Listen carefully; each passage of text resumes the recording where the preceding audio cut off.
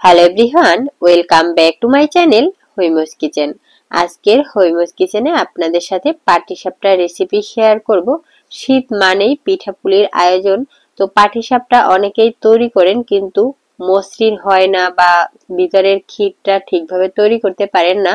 তো আজকে সবার জন্য এজন্য নিয়ে এসেছি একেবারে কিভাবে পিঠাটা মসৃণ রাখবেন এবং সাথে ক্ষীরের কালারটা গুড় না থাকলেও কিভাবে এরকম গুড় দিয়ে তৈরি ক্ষীর যে কালারটা হয় সেরকমটা তৈরি করবেন, সেই টিপস থাকবে আজকের রেসিপিতে।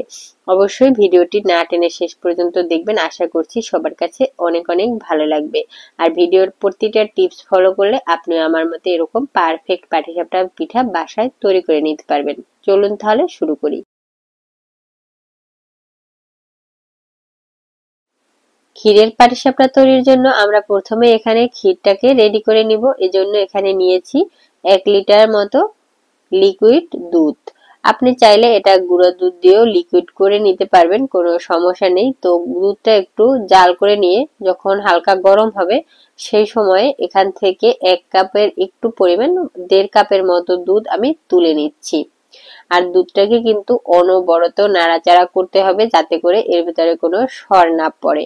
সর পড়লে সেটা আবার দানা দানা হয়ে যায়, মুখে পড়লে অতটা ভালো লাগে না। এর কারণে অনবরত নেড়ে চেড়ে এই দুধটাকে একেবারে শুকিয়ে ফেলতে হবে। যখন দুধটা অর্ধেকের একটু বেশি পরিমাণে শুকিয়ে আসবে সেই পর্যায়ে আমি একটা অন্য চুলায় কড়াই বসিয়ে নিয়েছি। সেখানে আমি নিয়েছি 1/2 কাপ পরিমাণে চিনি। যেহেতু আমার বাসায় গুড় ছিল না, কিন্তু আমি ক্ষীরের কালারটা গুড়ের মতো তৈরি করব, তো কিভাবে সেটা তৈরি করবে সেটাই দেখিয়ে দিচ্ছি। এখানে আমি 1/2 কাপ চিনি, কিন্তু কোনো পানি দেইনি, সরাসরি জাল করে এটাকে ক্যারামেল করে নিব।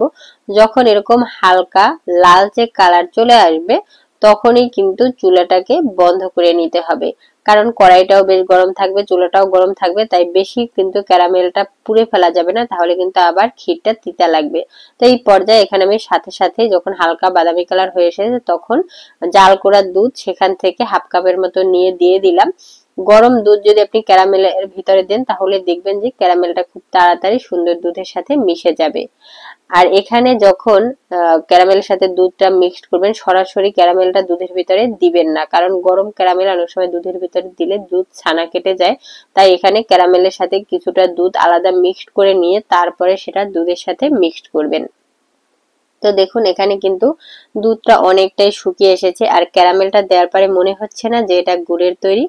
তো এখন আমি যে বাটিটায় দুধ তুলে রেখেছিলাম 1.5 কাপের মতো, সেখানে আমি 1/2 কাপের মতো চালের গুঁড়া অ্যাড করছি। আর আজকের চালের গুঁড়াটা কিন্তু একেবারে শুধু আতপ চাল দিয়ে তৈরি করা, এটা ঘরেই তৈরি করে নিয়েছি। তো আমি চালের গুঁড়াটাকে দুধের সাথে খুব ভালোভাবে মিক্সড করে নিচ্ছি। এটা অবশ্যই খুব ভালোভাবে মিক্সড করতে হবে যাতে কোনো দানা ভাব ভিতরে না থাকে। অন্যদিকে দেখুন দুধটাও কিন্তু একেবারে শুকিয়ে এসেছে। দুধটা যখন শুকিয়ে 3 ভাগের 1 ভাগে চলে আসবে তখন এর ভিতরে আবার যে চালের গুঁড়া মিক্সড করা দুধ সেটাকে অ্যাড করে দিতে হবে। একেবারে পাতলা থাকা অবস্থায় কিন্তু অ্যাড করা যাবে না, দুধটা শুকিয়ে নিয়ে তারপরে অ্যাড করতে হবে। এরপরে অনবরত এটাকে নাড়তে হবে, এটা কিন্তু কোনোভাবেই নাড়া বন্ধ করা যাবে না। আর চালের গুঁড়া যে মিক্সড করা দুধটা সেটা দেওয়ার পরে কিন্তু সাথে সাথে নেড়ে দিতে হবে, না হয় সেটা আবার দলা পাকিয়ে যাবে। দেখুন চালের গুঁড়োটা দেওয়ার পরে একটু নাড়াচাড়া করার পরে কিন্তু এটা ঘন হতে শুরু করেছে। এখানে কিন্তু অনেক বেশি চালের গুঁড়া ব্যবহার করবে না, তাহলে আবার ক্ষীরের টেস্টটা নষ্ট হয়ে যাবে। তো দেখুন আজকে ক্যারামেলের কারণে এই যে ক্ষীরের কালারটা কতটা সুন্দর এসেছে, এটা জাল করতে করতে কিন্তু আরো সুন্দর হয়ে যাবে। তো জাল করতে করতে একটা পর্যায়ে যখন দেখবেন এটা কড়াই থেকে উঠে আসতেছে বা প্যান থেকে উঠে আসতেছে তখন বুঝবেন কারণ আপনার যে ক্ষীরটা সেটা পারফেক্ট ভাবে রেডি। এটা ঠান্ডা হতে দিলে এটা আরো অনেকটাই ঘন হয়ে যাবে। তো এই পর্যায়ে কিন্তু চুলাটাকে বন্ধ করে দিতে হবে। আর যখন নাড়াচাড়া করবেন তখন চুলার আঁচটা একেবারে মিডিয়াম টু লো হিটে করবেন, না হয় এটা আবার পুড়ে লেগে যাবে কড়াইয়ের সাথে। তো অন্যদিকে এখন আমি ক্যারামেলটা মিক্সড করা যে ক্ষীরটা সেটা ঠান্ডা হতে থাক, অন্যদিকে আমি পিঠার ব্যাটার রেডি করব। এজন্য এখানে নিচ্ছি 3 কাপ পরিমাণে চালের গুঁড়ো। আমি বেশ কিছু পিঠা তৈরি করব, যার কারণে বেশি পরিমাণে নিয়েছি। আর আপনি যদি কম পিঠা তৈরি করেন তাহলে সেক্ষেত্রে 1 কাপ 2 কাপ আপনার যেটুকু দরকার সেটুকুই নেবেন। তো 3 কাপ চালের গুঁড়ার জন্য এখানে আমি নিয়েছি 1.5 কাপ পরিমাণে ময়দা, মানে আপনি যতটুকু চালের গুঁড়ো নেবেন তার অর্ধেক পরিমাণে ময়দা নেবেন, যদি আপনি একেবারে মসৃণ পিঠার উপরের যে মসৃণ ভাবটা সেটা পেতে চান। এখানে আমি দিয়েছি 1/2 কাপ পরিমাণে চিনি, আর দিয়েছি লবণ স্বাদ মতো। আর চিনিটা এখানে চিনির বদলে গুড় ব্যবহার করতে পারবেন, কোনো সমস্যা নেই, যেহেতু আমার বাসায় গুড় ছিল না, তো সেক্ষেত্রে আমি চিনিটা দিয়ে করে নিচ্ছি। আর এখানে ক্যারামেলের সাথে কিন্তু 1/2 কাপ গিয়েছে, তারপর আবার দুধের সাথে আমি কিছুটা চিনি মিক্সড করেছি। তো সব মিলে আপনার মাথায় রাখতে হবে যে পিঠায় কিন্তু অনেক বেশি চিনি হয়ে গেলে সেটা ভালো লাগবে না। তো আপনি যদি বেশি খেতে পছন্দ করেন সেক্ষেত্রে আপনি একটু বাড়িয়ে নিতেও পারেন। তো আমি যেরকমটা দিয়েছি এটা আমার কাছে পারফেক্ট মনে হয়েছে। এখন আমি অল্প অল্প নর্মাল যে পানিটা সেটা দিয়ে কিন্তু এই ব্যাটারটা রেডি করছি। অল্প অল্প মিক্সড করবেন, অনেক বেশি একসাথে মিক্সড করে ফেলে অনেক সময় ব্যাটার পাতলা হয়ে যাবে এবং এই যে ব্যাটারটা সেটা পারফেক্ট হবে না। তো অল্প অল্প করে পানি দিতে হবে, আর এরকম হাত দিয়ে খুব ভালোভাবে এটাকে মাখিয়ে নিতে হবে। যতটা সুন্দর করে এই ব্যাটারটা মাখাবেন আপনার পিঠাও কিন্তু ততটাই মসৃণ এবং সফট হবে। তো দেখুন এটা মাখাতে মাখাতে এরকম হাত দিয়ে আমি কিন্তু উপর নিচ করে নিচ্ছি। এটা মাখাতে প্রায় আমার 15 থেকে 20 মিনিট সময় লেগেছে, কারণ এটা যত সুন্দর হবে মাখানো আপনার পিঠাটাও কিন্তু খেতে বলতে ততটাই সফট হবে, আবার পিঠাটাও মসৃণও হবে। তো এটা মাখাতে মাখাতে এই পর্যায়ে নিয়ে এসেছি। এখন কিন্তু আমি আরো পানি অ্যাড করব, যতটা ব্যাটার পাতলা করা লাগবে ঠিক ততটা পরিমাণে এখানে পানি দিব। তো এখানে একসাথে অনেক বেশি পানি দিয়ে ফেলে আবার অনেক বেশি পাতলা হয়ে যাবে, কারণ এই যে পাটিসাপটার পিঠার ব্যাটারটা এটা কিন্তু অনেক বেশি পাতলা করা যাবে না, এটা অনেক ঘনও হবে না আবার অনেক বেশি পাতলাও হবে না। তো সেরকমটা বুঝে শুনে এটাকে আপনার ব্যাটারটা রেডি করে নিতে হবে। আমি তারপরে দেখিয়ে দিব যে এটা কিরকম হবে ব্যাটারের মানে ঘনত্বটা। এই যে দেখুন পানি অল্প অল্প করে মিক্সড করছি আর হাত দিয়ে নাড়িয়ে চাড়িয়ে দেখছি। এটা চামচের থেকে হাত দিয়ে মাখাতে আমার কাছে সুবিধার মনে হয়। আপনি যদি মনে করেন এটা কোনো হুইক্স দিয়ে মাখাবেন সেটাও মাখাতে পারেন।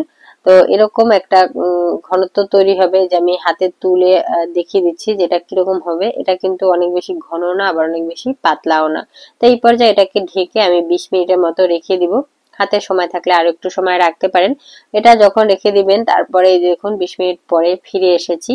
এই পর্যায়ে কিন্তু এটা আরো একটু ঘন হয়ে যাবে, কারণ চালের গুঁড়ো একটু একটু ফুলে আর একটু ঘন হয়ে যাবে। এই যে এই পর্যায়ে আমার কাছে আর একটু ঘন মনে হচ্ছে, তাই এখানে আমি আরো একটু পানি ব্যবহার করেছি। আমি কিন্তু সব পানি এখানে নর্মাল পানি ব্যবহার করেছি, কোনো উষ্ণ গরম বা গরম কোনো পানি ব্যবহার করিনি। সরাসরি ট্যাপের নর্মাল পানিটা সেটাই ব্যবহার করেছি। তো এটাকে নেড়ে চেড়ে দেখুন একেবারে এখন পারফেক্ট আমার ঘনত্ব রেডি হয়ে গেছে, ব্যাটারটা রেডি। এখন আমি পিঠা তৈরিতে চলে যাব। তো একটা প্যান নিয়েছি, প্যানটাকে ভালোভাবে গরম করে নিতে হবে। আর এখানে একটা বাটিতে নিয়েছি সামান্য সরিষার তেল, এটা অবশ্যই নিবেন। আর একটা টিস্যুতে সামান্য তেল মাখিয়ে সেটা প্যানের উপরে ভালোভাবে ব্রাশ করে নিতে হবে। এখানে তেল ব্রাশ করবেন ঠিকই, কিন্তু এমন ভাবে ব্রাশ করবেন যাতে প্যানের উপরে আর বাড়তি তেল না থাকে, তাহলে কিন্তু আবার পিঠার পরটা মসৃণ হবে না। তাই এটা মাথায় রাখতে হবে। আর এই যে দেখুন আমার ক্ষীরটা কতটা সুন্দর ঘন হয়ে গেছে, একেবারে পারফেক্ট হয়েছে। আর যখন আপনি পিঠাগুলো প্যানে দিবেন তখন অবশ্যই চুলার আঁচটা একেবারে লো হিটে রাখবেন, কারণ প্যান যদি অতিরিক্ত গরম হয়ে যায় তাহলে কিন্তু পিঠাটা মসৃণ হবে না, আপনি পিঠাটার শেপটাই সুন্দর করে দিতে পারবেন না। এখানে চাইলে আপনি এরকম ঘুরিয়ে ঘুরিয়ে পিঠার শেপটা দিতে পারবেন, আবার চাইলে চামচের পিছন সাইডটা দিয়েও ঘুরিয়ে দিতে পারবেন, আমি সেটাও দেখিয়ে দিব। আর এরকমটা যখন দিবেন তখন কিন্তু চুলার আঁচ যদি হাই থাকে তাহলেও পিঠার উপর সাইডটা কিন্তু বেশি ছিদ্র হয়ে যাবে। তাই অবশ্যই চুলার আঁচটা লো হিটে থাকতে হবে যদি পারফেক্ট মসৃণ পাটিসাপটা আপনি পেতে চান। এখন পিঠাটাকে আমি প্রায় 30 সেকেন্ডের মতো ঢেকে দিয়েছিলাম, না ঢাকলেও সমস্যা নেই, ঢেকে দিলে একটু তাড়াতাড়ি সিদ্ধ হয়ে যায়। যখন পিঠা এরকম সিদ্ধ হয়ে যাবে তখন এর উপরে আমি পরিমাণ মতো ক্ষীর বসিয়ে দিয়েছি। এই যে দেখুন আপনাদের দেখিয়ে দিচ্ছি, আমি প্রথম পিঠাটা যখন তৈরি করেছি তখন হিটটা একটু বেশি হয়ে গেছিল, তাই পিঠার পিছন সাইডটা কিন্তু একেবারেই সুন্দর হয়নি। এখন আমি দেখিয়ে দিচ্ছি পরবর্তী পিঠাটা। আপনি চাইলে এক একটা পিঠার পরে চুলাটা একটু বন্ধ করে নিতে পারেন, তাহলেও দেখবেন আপনার পিঠাটা কতটা মসৃণ হয়। তো এই পিঠাটা দেখবেন যে কতটা মসৃণ হয়েছে। প্রথম দিকটা পিঠা খারাপ হতেই পারে, তো আপনি পিঠা ভাজতে ভাজতে বুঝতে পারবেন যে এটা কতটা সুন্দর হয়। তো আপনাদের দেখানোর জন্য আমি প্রথম পিঠাটা একটু হিট বেশি দিয়ে দেখিয়ে দিলাম। তো এখানে আমি এখন লো হিটেই পিঠাগুলো তৈরি করছি। আর দেখুন এখন প্রত্যেকটা পিঠা কতটা সুন্দর হচ্ছে। আর প্রত্যেকটা পিঠা এরকম মসৃণ হলে এটা দেখতেও যত ভালো লাগে, খেতেও কিন্তু অনেক বেশি ভালো লাগে। তো এই পিঠাটা তৈরি করা হয়ে গেছে। আর এরকম করে আমি প্রত্যেকটা পিঠাই রেডি করে নিব। আর প্রত্যেকটা পিঠা রেডি করার আগে এরকম হালকা একটু টিস্যুটা দিয়ে প্যানটাকে মুছে নিচ্ছি, কারণ অনেক সময় পিঠা আবার লেগে যেতে পারে। তো হালকা মুছে নিয়ে বাড়তি তেল থাকলে সেটা আলাদা টিস্যু দিয়ে অবশ্যই মুছে নেবেন। তেল থাকলেও পিঠা কিন্তু সুন্দর হবে না। তো এই প্রত্যেকটা টিপস কিন্তু পিঠা তৈরির সময় ফলো করবেন। আর যখন ক্ষীরটা দিবেন তখন এরকম 2টা চামচ ব্যবহার করতে পারেন, তাহলে এই ক্ষীরটা দিতে একটু সুবিধা হবে। দেখুন ক্ষীরটাও কিন্তু কতটা ঘন হয়ে গেছে, যতটা পাতলা দেখাচ্ছিল এটা কিন্তু ঠান্ডা হওয়ার পর অনেকটাই ঘন হয়ে গেছে। আর পিঠাটা যদি পারফেক্ট হয় এটা কিন্তু ফোল্ড করতেও সুবিধা হবে। দেখুন একটা পিঠা ফোল্ড করতে কতটা সহজে হয়ে যাচ্ছে। তো অবশ্যই সব টিপস গুলো ফলো করে পিঠাগুলো তৈরি করে নেবেন। এরকম করে আমি প্রত্যেকটা পিঠা তৈরি করে নিচ্ছি। আর মাঝে মাঝে এরকম সামান্য তেল ব্রাশ করে নিয়ে তারপরে পিঠাগুলোকে তৈরি করে নিচ্ছি। পাটিসাপটা অনেকেই তৈরি করেন, অনেকেই অনেক মোটা মোটা করে পাটিসাপটা তৈরি করেন, অনেকের পাটিসাপটার উপরটা সুন্দর হয় না। তো যারা এগুলো সুন্দর করে পারেন না তারা অবশ্যই টিপস গুলো ফলো করে পিঠাগুলো তৈরি করবেন। আশা করছি আমার মতো পারফেক্ট পাটিসাপটা আপনি বাসায় তৈরি করে নিতে পারবেন। আর গুড় দিয়ে যদি ক্ষীরটা তৈরি করতে পারেন সেক্ষেত্রে তো আরো টেস্ট অনেক ভালো আসবে। এক এক করে আমার সবগুলো পিঠা তৈরি করা হয়ে গেছে। আর আজকের ভিডিওটা কেমন লেগেছে অবশ্যই কমেন্টস বক্সে জানাবেন। ভালো লাগলে লাইক শেয়ার কমেন্টস করতে ভুলবেন না। আর আমার চ্যানেলে নতুন হয়ে থাকলে অবশ্যই আমার চ্যানেলটিকে সাবস্ক্রাইব করে নেবেন। এই যে দেখুন প্রত্যেকটা পিঠাই কিন্তু অনেক মসৃণ হয়েছে এবং অনেক সুন্দরও হয়েছে। আর এটা খেতেও অনেক মজার ছিল।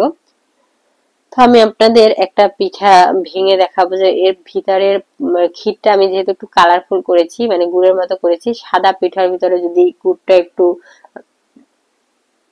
ক্ষীরটা একটু গুড়ের ক্ষীরের মতো লালচে কালার হয় সেক্ষেত্রে সেটা দেখতে কিন্তু অনেক ভালো লাগে। এর কারণেই আমি এটা তৈরি করে নিয়েছি। দেখুন ভিতরটাও কতটা সুন্দর হয়েছে।